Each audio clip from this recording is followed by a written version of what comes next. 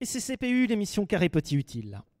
Comment en vient-on à créer un outil éducatif de référence quand on est développeur et geek? J'ai compris se retrouver utilisé dans le monde entier sur de multiples plateformes et proposant un très vaste panel d'activités dans une trentaine de langues. Notre panel d'utilisateurs de moins de 10 ans lui a tous donné la meilleure note, 10 justement. Nous recevons Bruno Coudoin, responsable logiciel embarqué chez Continental Digital Services, créateur du projet J'ai compris, cofondateur de l'association Tout Libre et grand charmeur de Python. CPU, carré petit utile. Bruno, quelle est ta première expérience avec un ordinateur? Ma première expérience, c'est avec. Moi, je voulais un ZX 81. Donc, ça fixe un petit peu tout de suite ma génération, mon âge, pour ceux qui connaissent tout ça. Ouais. Et j'ai eu un Auric, hein, qui était mieux que le ZX 81, mais bon, c'était l'époque. Et donc, moi, j'ai appris le basique, j'ai appris à programmer là-dessus. Ça t'excitait pas là, les Thomson là, que l'on a devant nous? Si, de la semaine prochaine. C'est ma génération, tout ça. Ouais. Et après, je me suis vraiment pris à ce jeu-là. Et je suis un passionné d'informatique. Et après, j'ai eu un nouveau thème de passion, toujours auprès de l'informatique, quand j'ai découvert en fait les logiciels libres, qui ont été une révélation un petit peu chez moi sur l'aspect politique derrière le logiciel, où le logiciel n'est plus uniquement un produit qu'on échange, c'est aussi un savoir qu'on échange, et c'est aussi une autre façon de concevoir le logiciel, c'est aussi un aspect collaboratif, et on est autour de la création et non pas uniquement autour d'une société, des gens qui sont payés pour faire ça. On crée parce qu'on a envie de créer, on est dans le monde geek, monde libre. Et en même temps, on fait un mouvement politique où on a envie que le savoir soit partagé, que tout le monde puisse accéder à un ordinateur, que tout le monde puisse allumer un ordinateur sans avoir à payer quelqu'un ou à payer une taxe, une redevance. C'était immédiatement, en fait, justement par cette disponibilité du logiciel et ce que cela signifiait au niveau philosophie et politique qui fait que tu t'y étais lancé, quoi. Moi, j'avais pas ça au début, mais au début, ça n'existait pas. On avait un ordinateur, on n'avait pas Internet, donc toute cette notion politique, j'étais trop jeune pour m'en rendre compte. Moi, j'ai découvert quand j'ai commencé à travailler, où on n'avait pas encore Internet et on s'échangeait. Il y avait la Free Software Foundation qui avait créé ce mouvement aux États-Unis. Donc ça devait être en 1983, je crois qu'ils l'ont créé, mais moi, je n'avais pas accès à Internet, donc on ne savait pas. Et c'est en 93 à peu près que j'ai découvert ça, et on achetait les cassettes de gens aux États-Unis qui avaient créé des logiciels, et c'était un peu une seule façon d'avoir des logiciels qui avaient fait d'autres personnes et sur laquelle on pouvait avoir du code source. C'était la première fois qu'on pouvait voir le code source qui avait été créé par d'autres personnes. D'habitude, le code source était créé dans les entreprises en petits comités ou des gens qui étaient payés pour ça. Et après, on recevait le résultat du code, mais on ne savait pas comment ça avait été créé. Et savoir comment les autres ont fait, comment ils s'y sont pris, c'est extrêmement enrichissant pour toi-même progresser dans ton métier. Présente-nous donc, j'ai compris.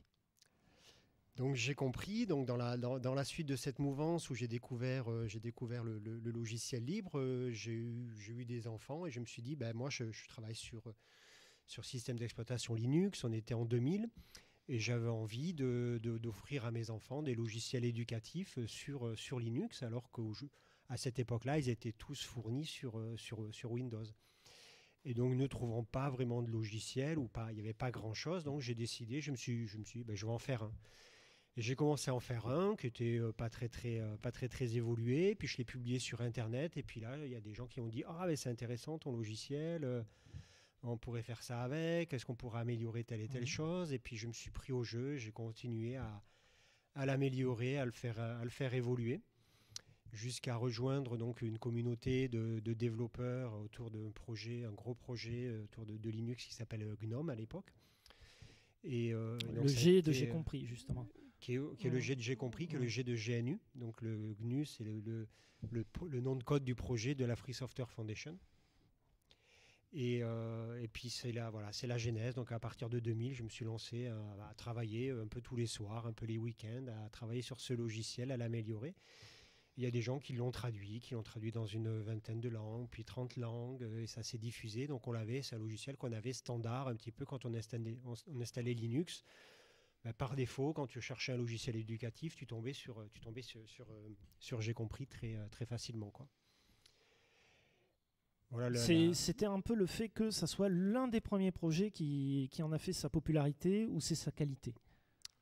C'est beaucoup les logiciels pionniers un petit peu qu'on retrouve aujourd'hui dans le monde du logiciel libre, que ce soit les GIMP, les KDE, les LibreOffice, tout ça. C'est le fait qu'ils étaient là au début, et après, petit à petit, c'est ceux qui sont là, qui s'enrichissent et qui s'améliorent. Donc c'est difficile pour des nouveaux projets d'arriver à dépasser des projets qui ont une masse critique de développeurs et une masse critique de code qui est déjà bien évoluée.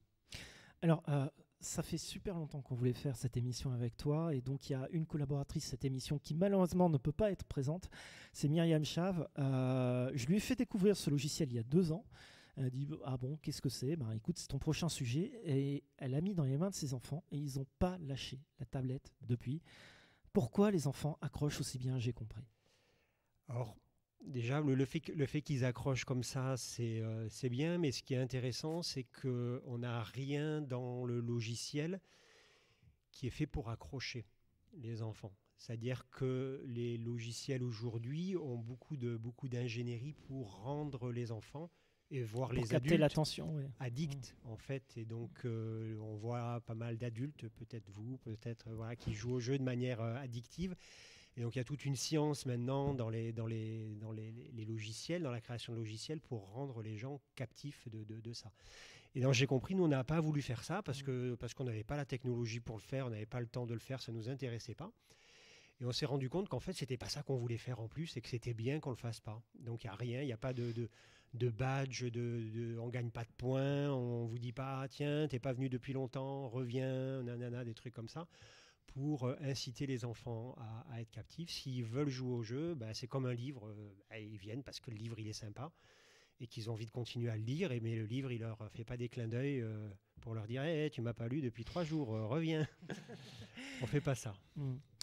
Dans J'ai compris, il y a une palette de sujets assez impressionnants, mathématiques, géographie, langue et tout ça. Quel a été en fait le premier sujet qui a été pris? Le premier sujet, c'était apprendre à cliquer, apprendre à découvrir le clavier de l'ordinateur, apprendre la souris. Donc c'était apprendre l'outil numérique avant tout, quoi. Oui, c'était les premiers. Voilà, c'était se familiariser avec l'outil informatique. Alors, paradoxalement, apprendre à utiliser une souris, il va falloir le refaire.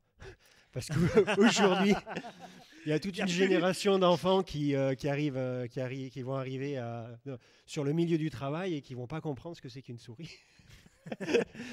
Donc, on va s'y remettre. Mais oui, c'était découvrir le clavier. Mais à travers découvrir le clavier, on découvre aussi la lecture, parce qu'en fait, il y a les lettres qui sont dessinées. Donc tout ça, c'est un petit peu lié. Et après, on a voulu être libre. On a voulu, moi, je suis toulousain, j'avais envie de faire un logiciel sur les écluses, par exemple, parce qu'avec les enfants, on se balade toujours à côté des écluses. Et donc, j'avais envie ça coulait de source. Ça coulait de source, voilà, de se dire, tiens, les enfants, ils vont s'amuser à comprendre la logique de, je suis éclusier et j'appuie sur les boutons pour faire passer le petit bateau avec Tux dessus. Et après, on s'est libéré, on est libéré du carcan éditorial de l'éducation nationale qui pourrait nous imposer telle ou telle thématique. Donc là, on n'a pas du tout ça, on a fait comme on veut. Et l'éducation nationale, il y a beaucoup de professeurs qui s'y sont retrouvés, qui ont récupérer les activités pédagogiques qu'on avait dans J'ai compris pour les intégrer dans des projets pédagogiques qu'ils avaient eux. Mais on n'est pas du tout lié à un cursus ou un autre, quoi.